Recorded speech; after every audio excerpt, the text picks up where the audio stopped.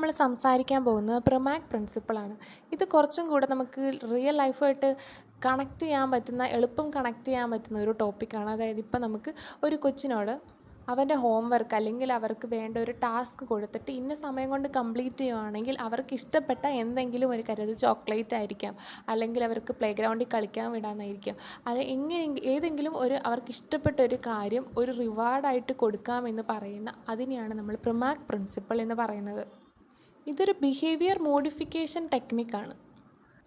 അതായത് അവർ ലെസ് ഡിസയറബിളായിട്ട് അവർക്ക് ചെയ്യുന്ന ഒരു കാര്യം മോർ ഡിസയറബിൾ, അതായത് ഏറ്റവും എൻജോയബിളായിട്ട് അവർ ചെയ്യുന്ന ഒരു കാര്യം വെച്ച് നമുക്ക് റീഇൻഫോഴ്സ് ചെയ്ത് അവർക്ക് ഏതാണോ ഒരു ആക്ടിവിറ്റി അവർക്ക് ഇഷ്ടമില്ലാത്തത് അല്ലെങ്കിൽ അവർക്ക് ചെയ്യാൻ ഒട്ടും എൻജോയബിൾ അല്ലാത്ത ആ കാര്യം ചെയ്യാൻ നമ്മൾ ഉപയോഗിക്കുകയാണ്.